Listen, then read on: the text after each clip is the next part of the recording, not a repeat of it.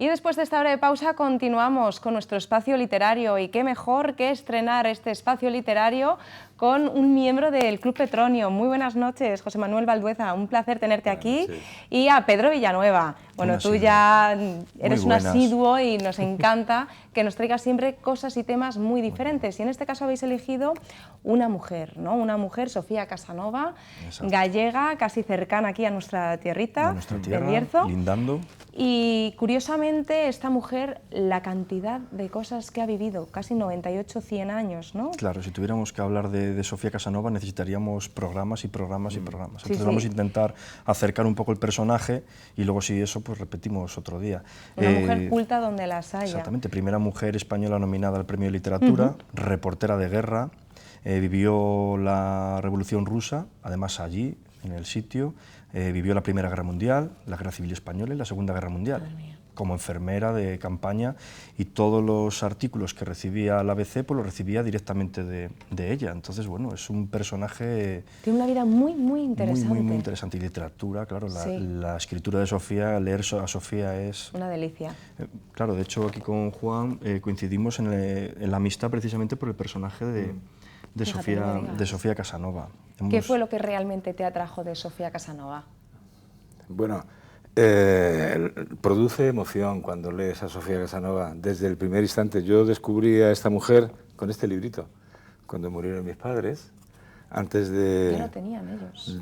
Sí, antes de deshacerme de algunos textos y tal, me gustaba echarle un vistazo. Entonces, desde la primera página del primer párrafo de este libro, que no tenía ni pastas, en la corte de los zares, del principio y del fin de un imperio, aquí me enamoré de Sofía Casanova. Y a partir de este momento, bueno, pues la historia es larga, pero sí, es emocionante su forma de escribir, su forma de relatar, se transmite ella misma. Desde luego que sí, además ha tocado prácticamente todos los géneros literarios. Exactamente, poesía, teatro, narrativa. Y ahora que hablaba de lo del tema de la corte de los zares, precisamente tengo aquí un artículo de la ABC de 1920 en el que habla del asesinato que está ahora, además ha sido hace poco, del zar, ¿no?, de Nicolás II. Sí. Y lo curioso cuando lee el artículo de ABC1 es que ya en ese momento había diferentes versiones de cómo habían acabado con la familia del zar.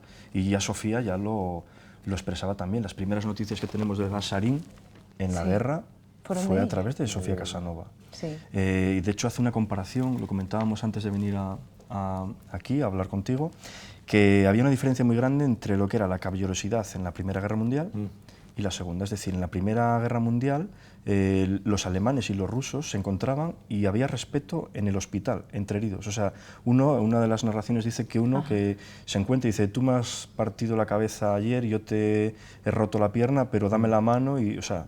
Sin embargo, en la Segunda Guerra Mundial, en la Segunda Guerra Mundial ya no había amistades, ya no había caballerosidad, pasaba a ser una guerra cruenta, cruel y sin principios. Lo cierto es que tienes una cantidad de artículos recopilados y además, fíjate, simplemente a simple vista, estos artículos tienen un valor incalculable, ¿no? Y además son ya muy antiguos. Luego vamos a mostrar una serie de artículos que tienes, incluso de fotografías que guardas de Sofía. Tengo hasta el último artículo en el que dice que murió en Poznan y una carta de guerra en la Segunda Guerra Mundial. No sabían nada de Sofía.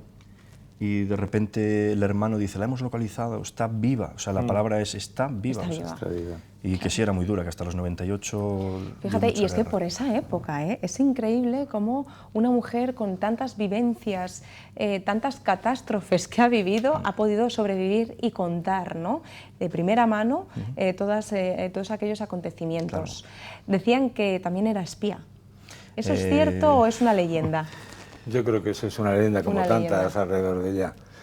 No, para nada. Yo creo que fue una mujer con muy mala suerte en su vida porque tuvo que afrontar tremendas dificultades desde su matrimonio malogrado con este hombre polaco, ¿no?, que condicionó su vida hasta el final. Hay una cosa muy interesante. Es que tiene un nombre... Menudo nombre. Y encima se lo presentó Campoamor. Sí, ¿no? Y lo peor de todo es que él la abandonó con las 3 hijas porque no le dio un heredero, un héroe para la Polonia herida, como decía él, y la abandonó y ella nunca puso objeción ni... y crió a sus hijas y siempre estuvo... Una mujer muy valiente, muy dura, ¿eh? muy Sí. dura, una vida muy, muy dura. Quería hacer yo referencia a que hay un documento de su nieto, Karol Meissner, que era un fraile, vamos, que ha debido morir ya. Ha debido morir ya porque es del año 27, que se llama Las tres muertes de Sofía Casanova. Las tres muertes de Sofía Casanova. Donde él hace, es muy breve, él hace una pequeña biografía de su abuela, de sus recuerdos. ¿Y por qué tres muertes? Porque la primera, según su nieto, se produce cuando, al término de la Guerra Civil Española, que durante esos 3 años ella no había podido enviar crónicas a ABC porque no funcionaba, ABC no estaba en manos de sus dueños, empieza a enviarle artículos desde Polonia, claro, muy críticos con la situación, porque estamos hablando del año 39, finales del 39, la invasión de Alemania, etc. Claro. Y entonces recibe una carta, un mensaje de Torcuato Luca de Tena, en aquel momento el director y el dueño de ABC, en la que le dice que no le puede enviar artículos, que no puede hablar mal de los alemanes. Entonces su nieto dice que ese fue el primer jarro de agua fría que se llevó. La primera muerte. Claro. Y es que se le dio por muerta, ¿verdad? No, es una muerte psicológica, es una muerte, ella como periodista, como corresponsal de guerra, que lo había sido durante muchísimos años para ABC, ahí deja de serlo. Esa es la primera muerte que dice el nieto.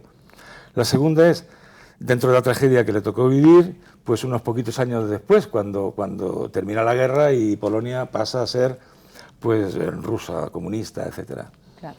Los comunistas les piden, el gobierno polaco, a los extranjeros que si quieren seguir en Polonia, tienen que renunciar a su nacionalidad. Sí. Y ella renuncia y se queda sin ser española, y es su segunda muerte. Y Esa la tercera, identidad. pues el olvido al que fue sometida desde entonces hasta que murió. O sea, Claro, pero decían, fíjate, que en Rusia les prohibían mandar información a España, entonces había una censura muy grande.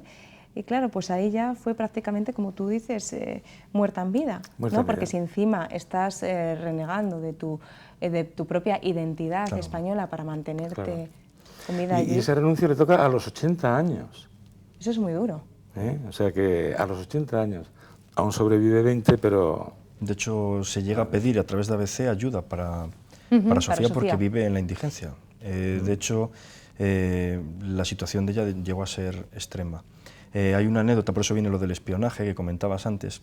Ella lo que hacía, cuando la División Azul se retiró porque los rusos avanzaban y demás, ella recogía a los divisionarios, los llevaba a casa, les daba un caldo y les quitaba las armas. Y les quitaba las armas. Les quitaba las armas. Y entonces los divisionarios se volvían a España, efectivamente, calentitos, pero las armas desaparecían. Entonces, por eso, ese halo un poco de espía de Sofía. Hay muchas anécdotas sobre ella. Muchísimas. Hay muchísimas. ¿Cuáles son las que más suelen llamar la atención a la gente cuando hablamos de Sofía? La maleta de Sofía. La maleta de Sofía. La maleta, Vamos a hablar de la maleta. Sí, sí. Hay bueno, de hecho se hizo un documental en la televisión gallega diciendo que había una maleta perdida que tenía todos los escritos de Sofía Casanova. Entonces, pues bueno, unos dicen que la maleta acabó por aquí, la otra por allá, pero bueno, lo cierto es que... Según su nieto, se quemó. Fue quemada cuando se destruyó la última casa donde vivían en Varsovia. Entonces, pues bueno, esa idea de la maleta, ¿no? Esos escritos ahí guardados nos lleva, nos evoca a esos tiempos pasados de los escritores, no como ahora que lo tenemos todo digitalizado en soportes y demás, en el disco duro. Allí eran papeles escritos. Pero tú fíjate, en esa maleta, el mayor de los secretos de Sofía Casanova era su gran novela, la novela que nadie pudo leer nada más que ella. Ni siquiera se la dejó a su familia para que la pasaran a máquina, que se llamaba Juanito República. Fíjate. Y era su visión de la España desde la caída de la monarquía hasta la guerra civil. Entonces no se lo dejó leer a nadie, y es una pena porque ese es el gran testimonio de Sofía Casanova en relación con la España de aquel tiempo. Y esa pereció en la maleta. Y fíjate, a pesar también de haber tenido malas experiencias con el amor, ¿no? Escribió un libro en 1919 llamado El triunfo del amor. O sea, que era una luchadora, y yo creo que tenía que ser pues positiva no por naturaleza, sino por necesidad. Porque para sobrevivir a una época llena de catástrofes... Otro libro, El cancionero de la dicha, yo creo que debería haberlo denominado El cancionero de la desdicha. pero no, siempre recordaba su tierra, Galicia, recordaba España, recordaba sus esa momentos. morriña, ¿no? Y nunca yo, de todo lo que he leído de Sofía, nunca le he visto ningún comentario vengativo o tal, sino que siempre buscaba el bien, ¿no? Un poco Sí. ese ideario que hemos perdido un poco, ¿no? Esa humanidad. Era muy religiosa, era muy religiosa. Claro, en algo tenía que aferrarse, protegerse, claro. y tenía que centrarse, sí. Pues sí, yo creo que ahora lo bueno que podemos guardar son estos testimonios que quedan registrados en el ABC, y gracias a Sofía tenemos la información pertinente, que en muchos casos había grandes lagunas, ¿no?